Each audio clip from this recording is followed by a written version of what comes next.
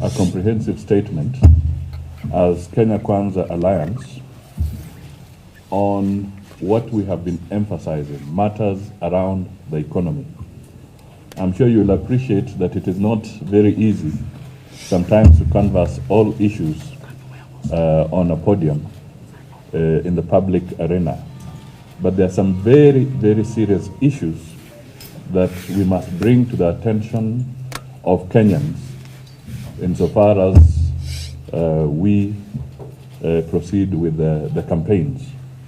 So today we are going to issue a statement regarding the budgetary situation in the country, the financial situation, and we are also cautioning against mischiefs during this transitional period, because it is usually at this last minute that people can engage in very serious mischief that could put Kenyans in very difficult commitments. So I will read. First, the Kenya Kwanza Alliance strongly believes in and supports the aspirations and ambitions of Kenyans from all occupations. We, the people of Kenya, the opening preamble of our great Constitution 2010, not only captures the aspirations and dreams of our people, but also affirms beliefs of our alliance in support of the full implementation of the Constitution and putting the dreams of ordinary people of Kenya first. Recent surveys indicate that up to 67% of Kenyans strongly believe the country is heading in the wrong direction. The press release addresses our proposals and sponsored amendments to the budget policy statements by legislators of the Kenya Kwanza Alliance for the financial year of 2022 to 2023. The propositions reflect the stand of the Kenya Kwanza Alliance, which we are fully committed to implementing under our new administration after elections on Tuesday, August 9, 2022. The first item. This is the chokehold of public debt on Kenyans. The stock of public debt was 1.8 trillion at the end of June 2013. That was at the end of Kibaki's term. And it accounted for 39% of gross domestic product, that is GDP. According to the National Treasury, the public debt has grown sixfold to Kenya shillings 11.7 trillion, 8.2 trillion as direct public debt, and 3.5 trillion of guaranteed commitments as of February 2022, which is over 100% of our GDP. The total loan commitments and stock of debt procured exceed the public debt of Kenya shillings 9 trillion as approved by Parliament in 2019, thereby breaching Article 211 of the Constitution, read with Section 50, Subsection 2 of the Public Finance Management Act of 2012. The Cabinet Secretary for the National Treasury exceeded the set debt ceiling without seeking new approval from the Parliament in total violation of the Constitution and the Public Finance Management Act of 2012. It may be of interest to note that debt commitment pre-handshake, and I repeat, pre-handshake, was 4.5 trillion Kenya shillings. And the post-handshake figure has ballooned to 11.7 trillion. The question is this: was the handshake a license to burdening Kenyans with punitive public debt, punitive taxation, punitive food prices, and a high cost of living? The Cabinet Secretary for the National Treasury should not sign any new loans, including floating sovereign bonds, during this transition period. The National Assembly and the Senate should reduce the budget ceiling to ensure a fiscal deficit that does not exceed Kenya shillings 400 billion and check on the growing public debt.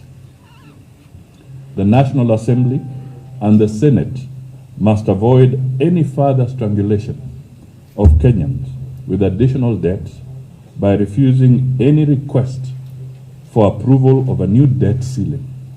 We are aware that the CS for the National Treasury has prepared for submission to Parliament a new debt ceiling of approximately over Kenya shillings 12 trillion. Let me come to the issue of equitable share of money going to the counties. This is the 495 billion to the counties. You will recall the BBI Bill 2020, which was resoundly rejected by the courts, proposed amendments of Article 203, subsection 2 of the Constitution to increase the equitable share raised nationally allocated to county governments from 15% to 35%. Ladies and gentlemen, we do not need a constitutional amendment to give more money to counties. The budget policy statement of 2022 has proposed to maintain the equitable share of the revenue going to counties at Kenya shillings 370 billion. We therefore support the proposal by our members again under Section 25, subsection 7 of the Public Finance Management Act of 2012 to increase the equitable share to counties to Kenya shillings 495 billion. The amendment is in line with Article 203 of the Constitution and represents 35% of the audited and approved nationally raised revenue figure of Kenya shillings 4.6 trillion as adopted by the House in the audit report of the financial year of 2017-2018. Basically, what we are saying here, if these guys were committed to giving more money to the counties, they should not oppose those amendments or this proposal. The law allows Parliament to pass a resolution to adopt the budget policy statement with or without amendments. This amendment deserves the goodwill and unwavering support of all members of the National Assembly, governors and the MCAs to ensure devolution works in line with the constitutional mandate of counties. Let me now come to something that is in the minds of the people. This is the statement made severally by the Deputy President that Kenya shillings 50 billion credit can be set aside for a credit scheme for the micro, small and medium enterprises. Official government statistics, that is the Kenya National Statistics Bureau survey of 2016, shows that the bottom economy businesses directly employ 14.9 million people. That is about 15 million people, or 80% of Kenyans who are working. The main sources of capital for financing these enterprises are 80% from family sources, 4.2% from family friend loans, 5.6% from banks, and of course, a small figure of 1.4% from chamas, their local cooperatives. And the government provides literally only 0.01% of these funds.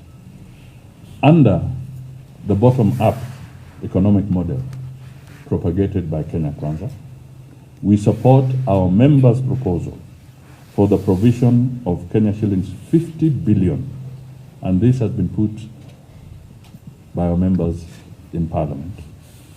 In the financial year 2022-2023, for the support of the establishment of affordable credit schemes to support these small businesses. We can then expand the tax bracket and subsequently increase taxation collection by reducing the high level of domestic borrowing that has crowded out businesses. Let me come to something that deals with governance. The financial autonomy of the police and the judiciary. This has remained like a mirage. The Constitution envisaged an independent national police service under the National Police Service Commission in Article 248(2)J of the Constitution, and not to micromanage police service under the Ministry of Interior. The independence of the National Police Services is not achievable without financial autonomy, which is currently under the control of the Principal Secretary for Interior. The Cabinet Secretary for National Treasury should obey the Constitution and designate under Section 67 of the Public Finance Management Act 2012 the Inspector General as an accounting officer for the National Police Service. This will provide financial autonomy and ensure the country of independent and effective policing services, especially the Office of the DCI, in the fast fight against corruption and maintenance of security across the country. Article 173 of the Constitution established a judiciary fund for the administrative expenses of the judiciary and such other purposes as may be necessary for the discharge of the functions of the judiciary. The National Treasury has continued to breach the Constitution by failing to provide money for the operationalization of this important constitutional fund in the last 12 years.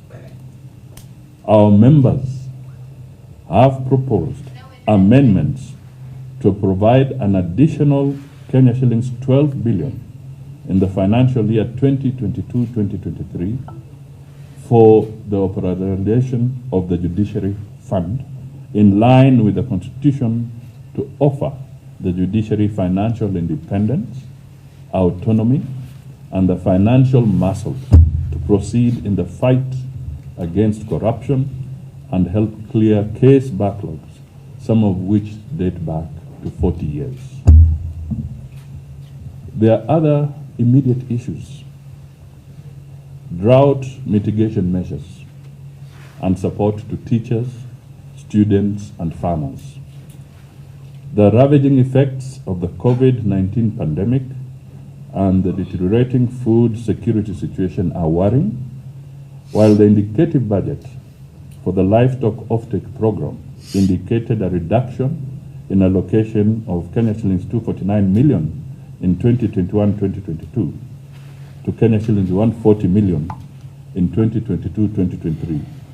The National Drought Management projects the situation to worsen further and affect over 4 million people in Baringo, Kitui, Lamu, Garissa, Wajir, Tana River, Isiolo, Turkana, West Pokot, Makueni, Marsabit, Samburu, and Mandera counties.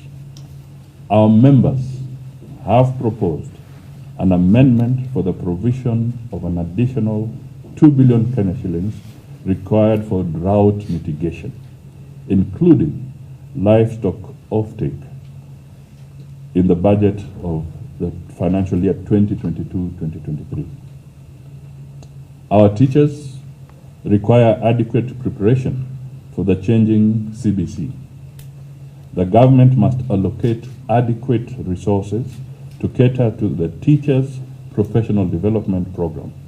Our members have proposed an allocation of 1.8 billion in the financial year 2022-2023 to cater for this program.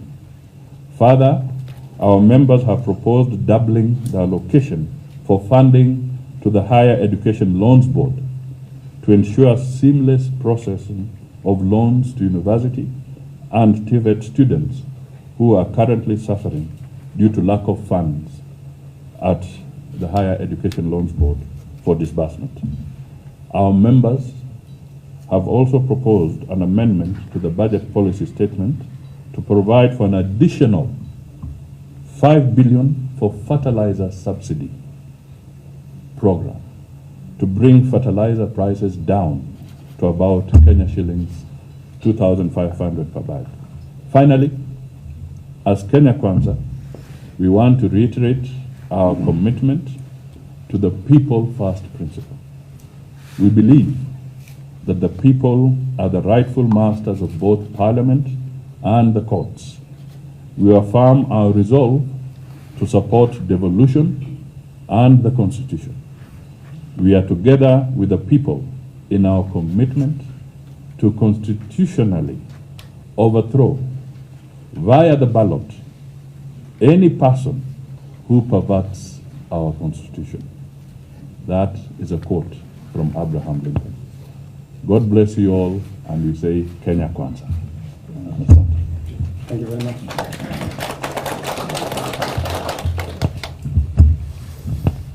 This will be provided to you on soft copy by the media team.